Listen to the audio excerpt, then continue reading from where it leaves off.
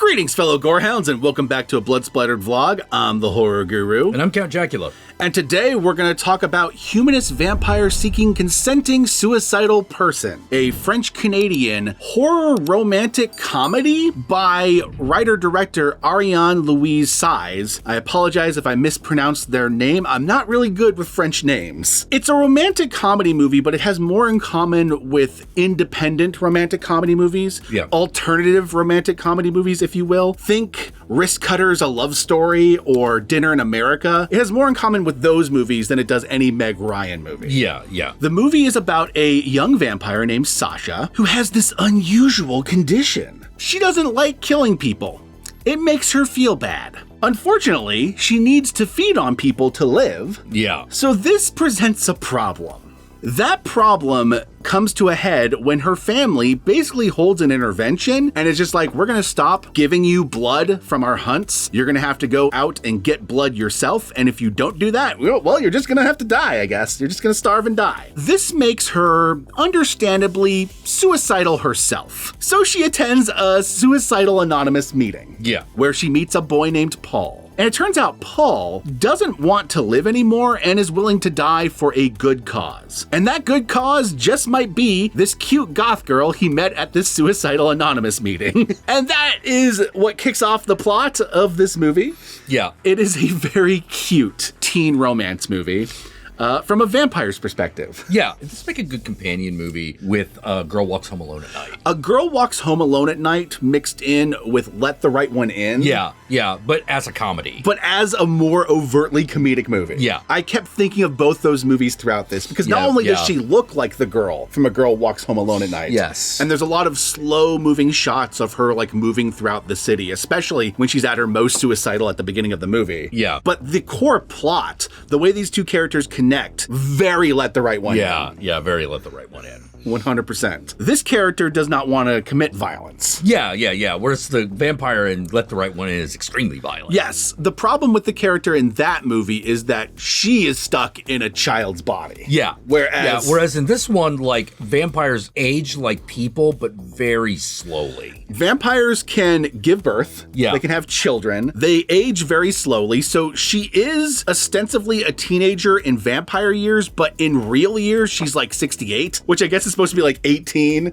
Yeah. That's like vampire 18. Basically. And also, if they eat human food, it will kill them. Yeah. Which is the way she contemplates suicide at the beginning of this movie, is to eat some human food. And there's a lot of other like little details that are like unique to this movie, like when vampires vamp out, like when their fangs come out and they're like really hungry, like lights flicker. Yeah. Which is really cool because it's a good visual indicator of when she's hungry. Yeah. Weirdly enough, it's a movie about impotence. Yeah. Not entirely, but she suffers from another problem where she can't get her fangs to come out. So you have awkward scenes that usually in like a romantic movie would be like the guy can't get hard. Yeah, it's the girl can't get her fangs to drop. Yeah, exactly. Yeah. So despite their best efforts, every attempt to try to like feed on this guy fails because she ultimately doesn't want to feed on him. Not just because he's a human and she doesn't want to feed on humans, but over the course of this movie, she starts to fall for him. She becomes attached to him. Yeah. You know, and he becomes attached to her almost immediately too. Yeah. There's this interesting social awkwardness, her because she's a vampire, him because he's just an awkward guy. And you have these like cute scenes. Probably my favorite scene in the movie is the scene with the record player. They have like that awkward conversation before first time having sex thing, but they're both actively trying to avoid the sex part because the sex part in this case is like feeding on him. So they end up talking about records. And this leads to my favorite scene in the movie where she puts on a record because he asks her like, what song would you listen to on your deathbed? You know, because he's thinking like, what would I want to listen to before I die? Right. So she puts on her favorite song and they just start like dancing to it, but they can't look at each other because they're so fucking awkward. Yeah. And when they do look at each other, they both like stop dancing and then like start dancing again. It's fucking adorable. And it's a scene that communicates a lot of things visually without any dialogue. Like you watch her go through this entire fucking shift from I'm awkward, I don't know what to do, I don't want to do this. Oh, it's my favorite song. I'm gonna dance to the music. Oh shit, is he watching? Okay, I can't do that. Oh, who cares if he's watching? Let's dance. Yeah. Oh, he's dancing now too. Oh, we're dancing together. This is great. Wait, I'm gonna have to kill him. And like you watch her go through all the emotions of that with no dialogue uttered whatsoever. Yeah, it's a really good scene. And that's the kind of like small, quiet moments that aren't really quiet because the like loud music is playing during that scene, but it's a quiet moment cinematically that this movie shines in. Yeah. There's some shades of Only Lovers Left Alive in this movie. Oh, yeah. Not necessarily in the plot, but some of the stylistic choices. Yeah. There's a point in which she puts like the suicide cookie on like her record player and it like spins. Yeah. And it like fades from that spinning cookie to like a different shot. And that's kind of like the way Only Lovers Left Alive opened with those like spinning shots fading together. Yeah. That was another good vampire. That's another good, legitimately romantic movie. Yeah. That's the you've been married for many, many years and are rekindling your love. Yeah. That's what that is.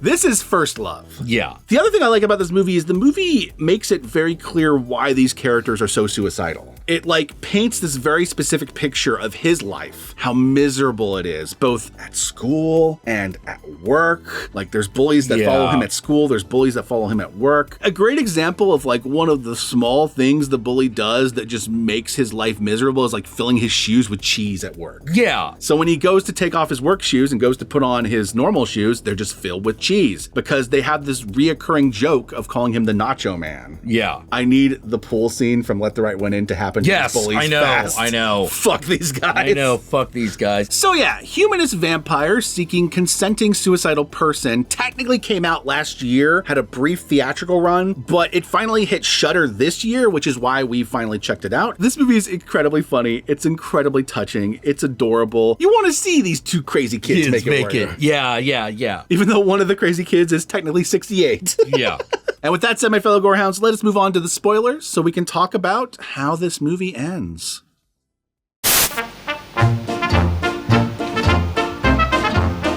So this movie makes you think for a brief moment that it's going to end as a tragedy. Yes, there's that whole scene where the bullies go after him and she protects him by feeding on one of the bullies, has her first kill. But now she's got to get rid of the body for the bullies, so she calls her cousin. But her cousin has this big question, hey, what happened to the guy you've been spending all night with? Did you kill him? Because if you didn't, we have to go kill him because he knows you're a vampire. Yeah. He knows I'm a vampire. He knows where we live. And if you're not going to do it, I'm going to do it. So she ends up having to escape from her and getting the guy and running off with him, trying to find a solution to escape her family so that he doesn't have to die. To find a solution to this like untenable problem. So he comes up with the solution that was kind of staring them in the face the entire goddamn movie. Well, I mean, if you don't want to feed on me and kill me, why not turn me? Yeah, why not turn me into a vampire? She feeds on him and he doesn't wake back up. And so it's like, oh shit, I killed him. What am I going to do? So she calls her family. And this is actually like the part of the movie I wasn't expecting. Her standing up to her family and her family coming around to helping her save this guy. Yeah. So that she can live her life with her vampire boyfriend. A balance is found. She's finally stood up to her family. Her family has finally accepted her as a woman who can make choices for herself. Yes. Even if that is to not feed on humans the way they do. Yeah.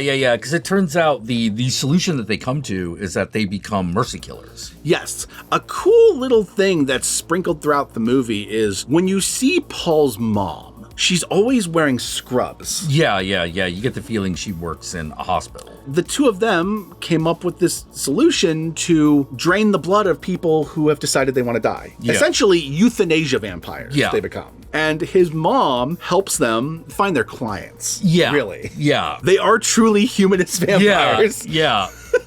Those crazy kids did make it work. They found a thing that works. And you have that awesome shot at the end of the movie where they're walking out of the hospital. Yeah, like two goth kids. Kids. And she's got her Very keyboard. Adorable. Yeah. He's got all his equipment to drain the blood.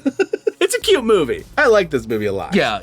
It's very, very, very adorable. I'm actually glad I looked it up because at first I thought it was just a French film, but it's apparently French-Canadian, so. Oh, okay. Yeah. The more you know. I thought it was just French as well. Yeah.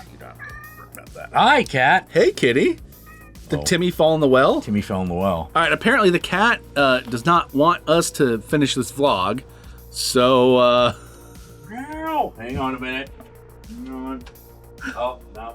Cat ran away? Cat ran away. And with that said, my fellow Gorehounds, where can they find you, Count Jackula? You can find me here on YouTube, where I stream 7 p.m. Pacific Standard Time most weeknights. And you can also follow me on... All right, I'm going to go for the cat again. Hang on. Let's see. Oh,